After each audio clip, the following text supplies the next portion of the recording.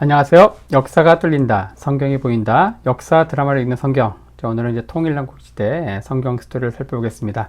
자, 지난 시간에 통일남국시대의 메소포타미아와 이집트의 세계사를 간략히 살펴봤는데 사실 뭐 크게 언급할 게 없습니다. 왜냐하면 성지 이스라엘에 영향력을 끼치는 어떤 제국시대의 어떤 종말이었기 때문에 뭐 간략히 언급을 했지만 이제 특별히 성지 이스라엘 성경 역사에 직간접적으로 어떤 뭐 영향을 줬던 역사가 전혀 없기 때문에 간략히 그냥 언급한 것으로 이제 마무리하고요. 자, 오늘은 이 시대의 그 통일왕국 시대의 성경 스토리를 이제 살펴보도록 하겠습니다. 통일왕국 시대는 주전 1050년 사울 왕이 등장하는 때부터 주전 931년 솔로몬 왕이 죽는 이때까지 한 대략 120년의 시간, 사울, 다윗, 솔로몬으로 이어지는 이 시기인데, 하지만 이제 이 사사시대에서 이 왕정시대로 넘어가는 그 가교 역할을 했던 그 마지막 사사이자 선지자가 있죠. 그 사무엘 이야기를 먼저 하고, 그 다음에 바로 이제 사울, 다윗, 솔로몬으로 이어지는 왕들의 이야기를 이제 본격적으로 다루도록 하겠습니다. 자, 먼저 이제 사무엘과 관련된 이야기가 바로 사무엘상 4장에서 8장까지 이어지죠. 사무엘상 1장에서 3장, 앞에 1장에서 3장 이야기는 누굽니까? 이 사무엘의 탄생을 준비하는 어떤 기간이었다. 여기에 주인공은 누구였습니까? 한나죠. 한나의 어떤 기도였다. 한나의 기도. 이 한나의 기도가 바로 하나님께서 이 암울한 사사시대를 반전시킬 놀라운 구국의 드라마 두 편이 있었는데 그 첫 번째 그 스토리가 바로 한나를 주인공으로 하는 그 드라마였다.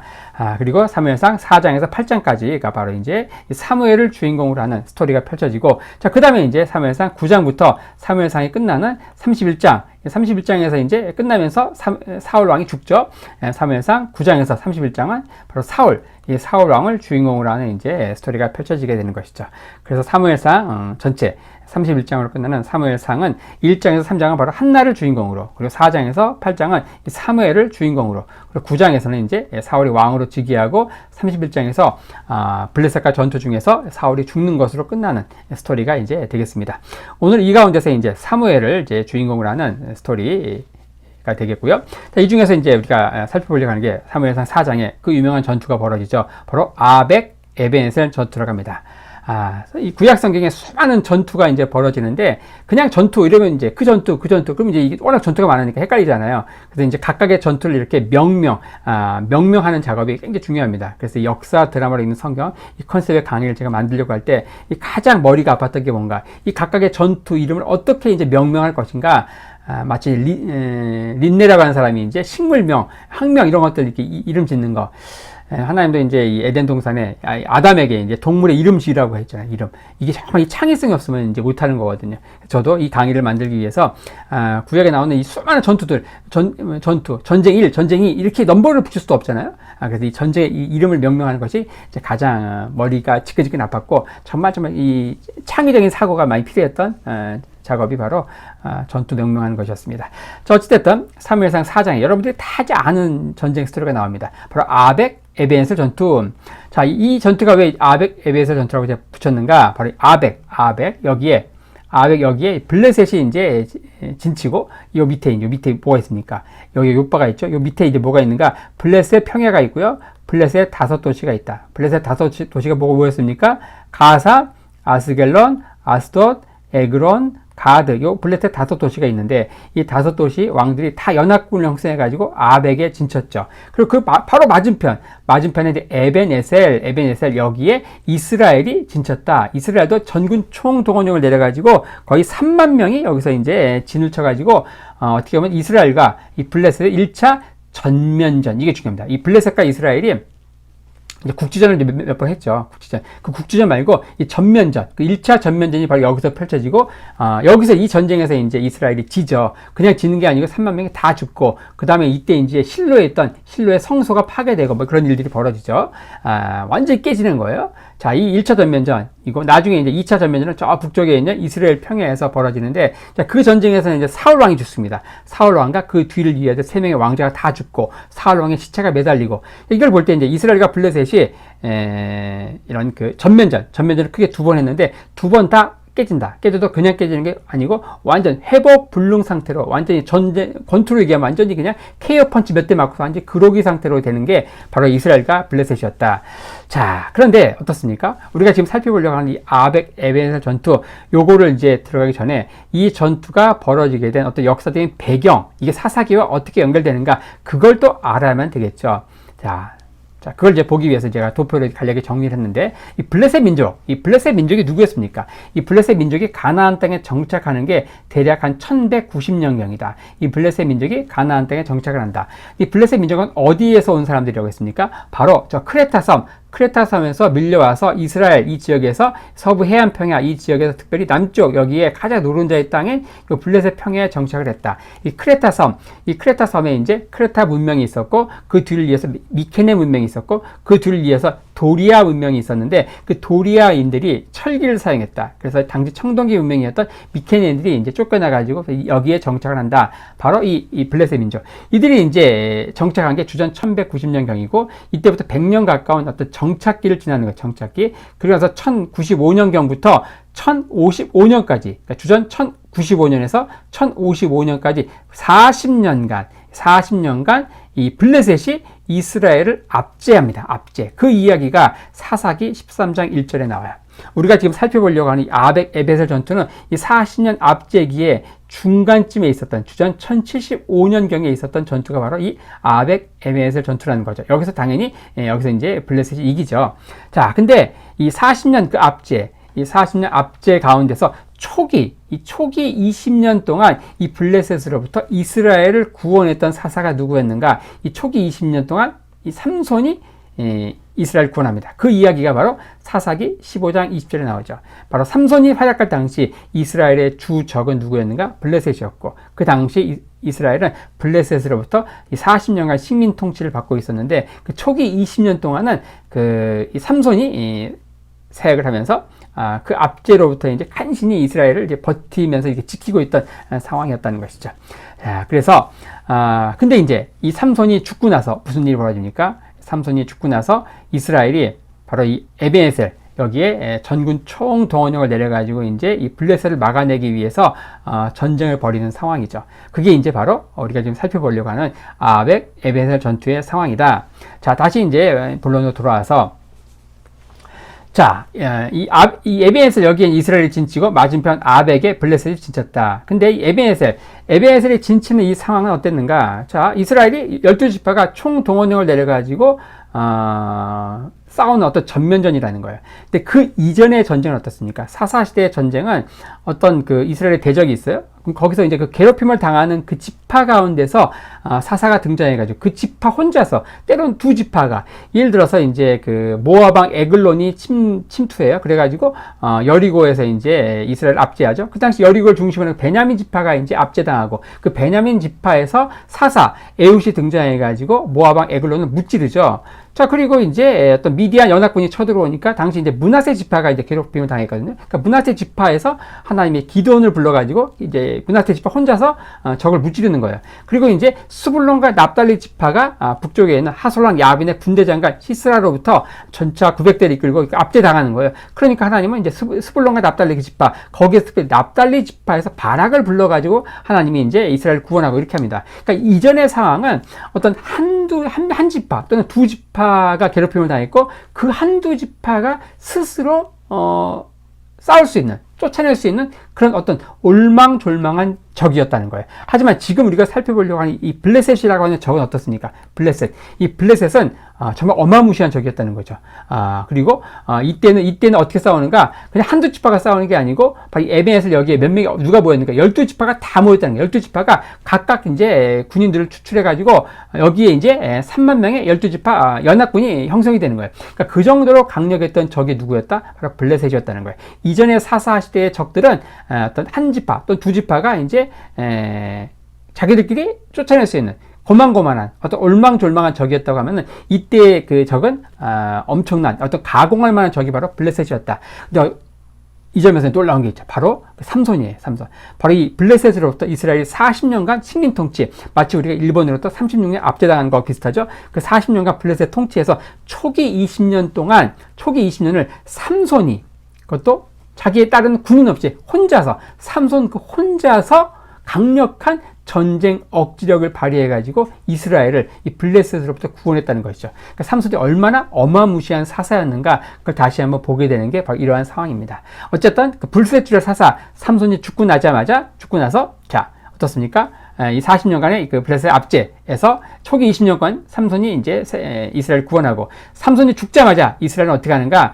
블레셋 압제로부터 벗어나기 위해서 이스라엘 12지파가 연합을 해가지고 블레셋과 싸운다. 그렇게 해야만 간신히 이길 둥 말둥한 적이 누구였는가? 블레셋이었는데 그것도 그들과 두 번 전면전해 가지고 붙었는데 두 번 다 깨진다. 깨지는 것도 그냥 깨지는 게 아니고 완전 박살나는 것이죠. 이때 1차전에서 실로에는 성소가 완전히 파괴되고 2차전에서는 사울 왕과 3명의 왕자가 다 죽는 그러한 정말 무시무시한 적이 바로 블레셋이었다는 겁니다. 자, 이 전투에서 이 전투의 상황을 이제 배경을 설명드렸고 이 전투의 상황은 여러분들이 많이 아시죠.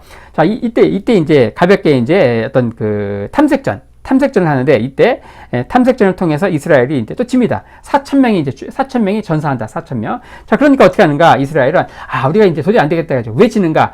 법궤가 없어지나 보다. 그래가지고 실로에 있는 이제 법궤를 전쟁터로 가져옵니다. 법궤를 전쟁터로 가져온다. 자, 법궤를 전쟁터로 가져오면 이깁니까? 자, 법궤가 있으면 이깁니까? 우리가 이제 자동차 운전하는데 자동차 안에 물고기 같은 거 딱 붙여놓고 자동차 안에 십자가 같은 거 딱 걸어놓으면은 교통사고 절대 안 나죠. 육중 추돌 사고 가운데서도 가운데 껴있는 십자가를 달고 있는 이 물고기를 딱 붙이고 있는 내 차는 딱 공중 부양해가지고 육중 추돌 사고 가운데서도 내 차는 구원받죠. 절대 그렇지 않습니다. 마치 이 시대에는 마치 이제 물고기나 이 십자가가 부적이 아닌 것처럼 이 시대에는 이 법궤가 뭐가 된 거예요? 하나님의 임재의 상징인 법궤가 어떤 그 부적처럼 된 거예요. 법궤만 앞세우면 이기는 게 아니죠. 물론 이전에 여호수아의 정복 전쟁 때 법궤를 앞세워서 여리고를 이렇게 돌고 하나님의 어떤 작전 명령에 따라서 여리고를 이제 접수하고 뭐 그런 스토리가 있었지만 그들은 이제 그런 믿음이라고 하는 그 베이스를 다 잃어버리고 그냥 법궤를 앞세우니까 이겼다. 그거 하나만 딱 남아가지고 법궤 그 자체가 뭐가 되는 거예요? 일종의 부적처럼 된 거예요. 그러니까 법궤를 앞세워 이기다 보다 이게 이제 그 사사시대 시장인 거죠. 그러니까 자기 속에 오른 대로 믿는 거예요. 그리고 자기 속에 오른 대로 그렇게 행하는 것이고 어쨌든 이렇게 해서 어떻게 되는가? 이기는 게 아니에요. 이기는 게 아니고 오히려 어때요? 이스라엘 법궤가 이스라엘 진중에 임하니까 바로 블레셋 장군이 어떻게 합니까? 그 어마무시한 그 이스라엘 신이 이스라엘 진중에 임한 거예요. 그 법궤가 이스라엘 여호와가 얼마나 그 무시무시한 신인지 블레셋 사령관도 알죠. 왜냐? 바로 애국 군대를 완전히 홍해 가운데 수장을 했고, 애국 군대를 완전히 이제 박살냈던, 애국에 엄청난 재앙을 일으켰고, 이스라엘을 구원했던 그 무시무시한 신이 이스라엘 진중에 임한 거예요. 그래서 이 블레셋 사람이 어떻게 하는가?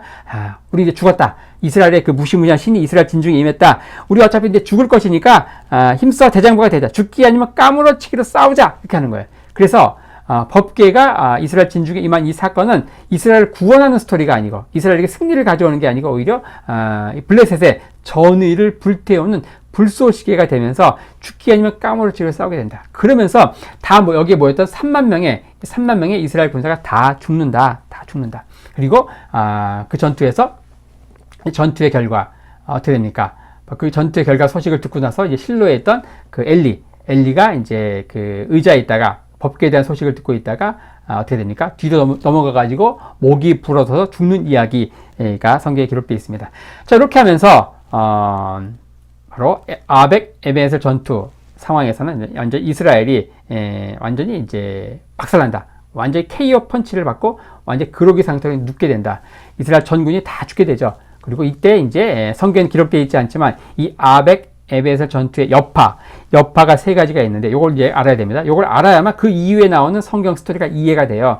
이런 것들을 이제 이렇게 딱 이렇게 일목요연하게 정리되어 있는 책들이 없죠. 그러니까 어떻게 보면 성경이 어떤 독자 친화적인 책이 아니다. 뭔가 좀 1:1 쪽집게 과외 선생과 같은 그런 그 과외가 좀 필요한데 좀 그걸 이제 좀 정리를 해드리겠습니다. 아벡 에베에셀 전투 이후의 여파가 뭔가 첫 번째 뭐예요? 바로 중앙 성소였던 실로가 파괴됐다는 거예요. 실로가 파괴됐다. 이걸 어떻게 할 수 있는가? 실로가 파괴됐다. 이게 이제 뭘 보여줍니까? 실로가 파괴됐다. 그러니까 그 이후에 우리 다윗 스토리를 살펴볼 때 뭐를 여러분들이 이제 보게 됩니까? 다윗. 바로 그 높당에 제사장들이 몰려 있죠. 높당에 그 아히멜렉을 중심으로 한 이 85명의 제사장들을 당시 이제 그 사울이 다 죽이잖아요. 자기가 추적하는 다윗을 살려줬다는 그 이유로 그 높당에 있는 제사장들 다 죽인다.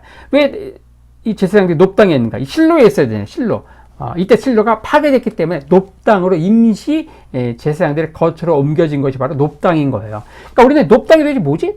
높당이 뭐지? 왜 노베 제사장들이 있지? 이런 것들을 궁금해야 되는데 궁금하지 않은 거예요. 전혀 궁금한 게 없습니다. 그냥 다 아멘, 할렐루야, 아멘, 다 지당하신 말씀이고 성경을 그렇게 생각하면은 성경을 우리가 스토리 현장 속으로 들어갈 수가 없는 거예요. 바로 이때 이 아벡 에베셀 전투 당시에 실로에 있는 성소가 완전히 다 파괴됐다. 그래서 제사장들이 임시 거처로 사용된 것이 바로 높당이었다는 것이죠. 두 번째 여파가 무엇인가? 바로 이 게바 여기에 블레셋 총독부가 세워진다. 바로 게바. 이 게바 여기는 바로 이제 기브온, 미스바, 게바로 이어지네요. 베냐민 지파에 있는 대표적인 도시죠. 게바 여기에 블레셋 도시가 세워진다. 블레셋 수비대, 총독부. 마치 이제 조선 총독부가 세워지는 것처럼 이 블레셋은 어때요? 바로 블레셋. 여기는 이제 해안평 여기에 있는데 바로 이제 서부 산지 여기에 정착한 이스라엘 압제하기 위해서 이스라엘이 거주하는 지역, 이 베냐민 지파가 딱 그 이스라엘 그 거주하는 지역이 딱 중앙에 있죠. 거기에 있는 게바 여기에 총독부를 딱 만들고 나서 이스라엘을 압제하는 곳이다. 나중에 사울이 왕이 되고 나서 이 게바에 있는 블레셋 수비대를 쫓아내기 위해서 작전을 하다가 나중에 이제 사울이 하나님께 버림받게 되는 그런 스토리가 이제 펼쳐지는 거죠. 자, 그다음 세 번째가 뭔가? 바로 블레셋의 어떤 철 생산 독점이다. 이스라엘의 무장 해제, 철 생산 독점. 이 당시 이제 블레셋은 이스라엘에 철을 다루는 모든 사람들 다 이제 데려갑니다. 그러면서 이스라엘에서는 철을 다루는 사람이 없는 거예요. 나중에 이스라엘과 블레셋이 싸워요. 사울이 이스라엘 왕으로 옹립되고 나서 이제 블레셋과 싸울 때 어떻습니까? 바로 제대로 된 무기를 들고 있는 사람은 사울하고 그 아들 요나단밖에 없어요. 나머지 이스라엘 사람들은 어때요? 무기가 없어요. 그 집에 있는 이제 숟가락, 젓가락, 와리바시, 벤또, 냄비, 이런 거 들고 나온 거예요. 이게 없습니다. 이스라엘한테 무장 해제. 바로 이제 이런 아벡 에베셀 전투 그 여파로서 등장하는 게 무엇인가? 바로 첫 번째 실로에 있는 성소가 파괴되었다. 그리고 두 번째로 게바의 블레셋 수비대 총독부가 세워졌다. 그리고 세 번째로 블레셋의 철 생산 독점, 더 나아가서 이스라엘의 어떤 무장 해제, 이것이 이루어진 게 우리가 지금 살펴보는 이 아벡 에베셀 전투의 여파라는 거죠. 이 아벡 에베셀 전투에 대해 살펴봤고요.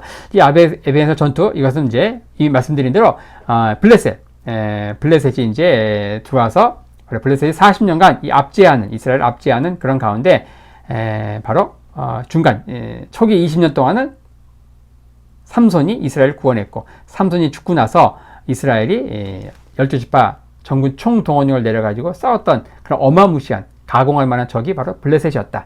과거 사사시대에 등장했던 적들은 한 지파 또는 두 지파가 이제 연합해가지고 싸워서 무찔릴 수 있는 어떤 고만고만한 올망졸망한 적이었다고 하면은 이때의 적은 이제 어마무시한 적이었다는 것이죠. 자, 이렇게 하면서 바로 아벡 에베셀 전투 그런 상황들을 이제 설명을 드렸고요.